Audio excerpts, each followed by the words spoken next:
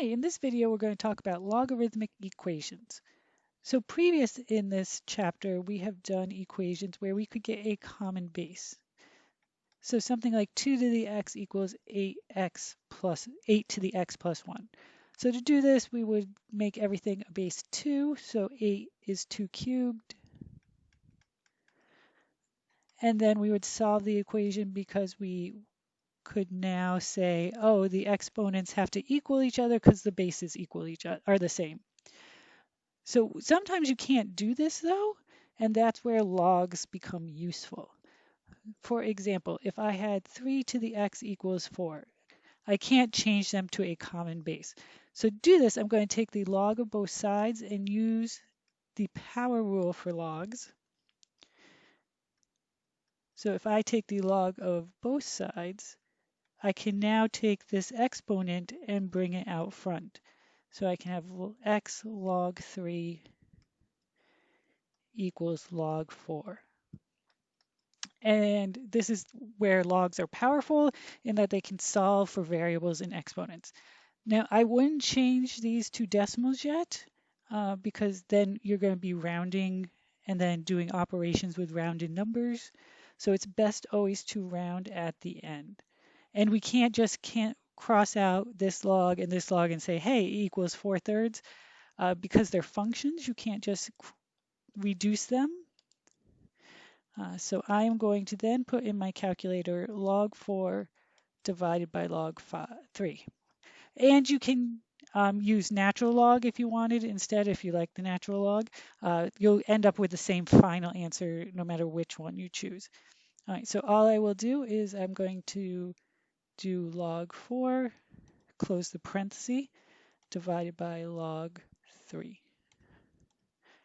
And that is my answer. We'll go 4 decimal places. So x equals 1.2619. All right, let's try another one.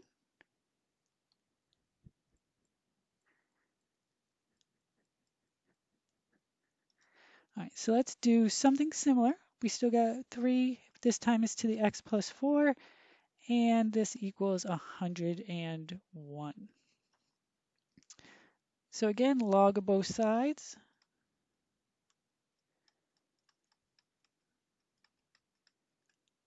And make sure you take the log of both the left and right side. Common mistake just to forget to do one side. So taking the log brings this out front. Make sure you put it in parentheses.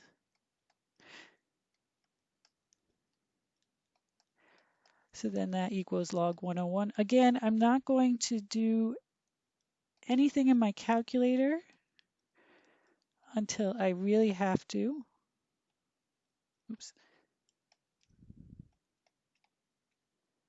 All right, so log 3 and log 3 reduce, so I get x plus 4 equals log 101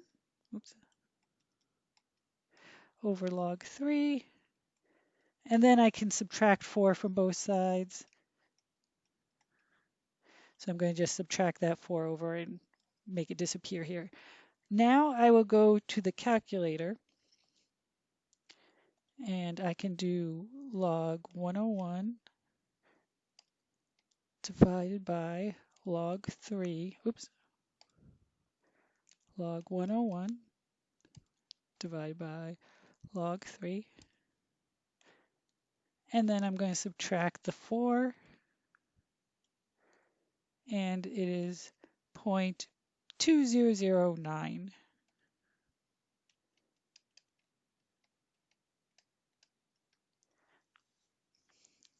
Okay, we're going to do one last example that uses a little bit different operations. We're going to start off with logs now.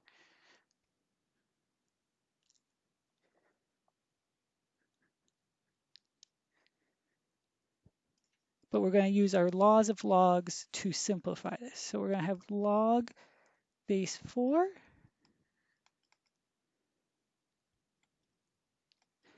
plus log base 4 of 3 equals 2.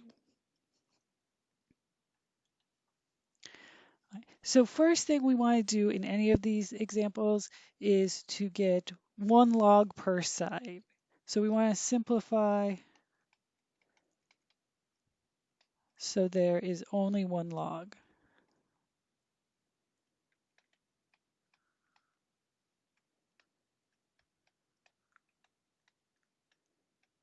And to do this, we're just going to use our laws of logs. So if we're adding 2 logs, that's the same thing as multiplication. So, oops.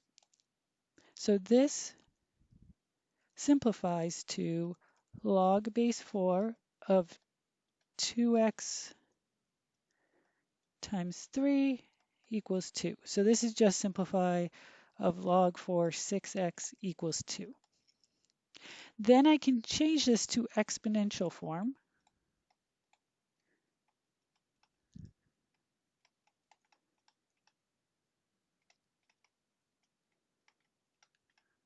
So I can do 4 to the second power equals 6x.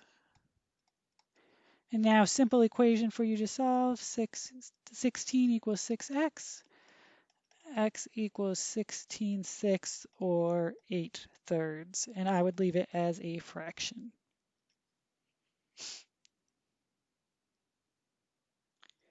Okay, one final example, just with the laws of logs to do one more variation on this that you might see.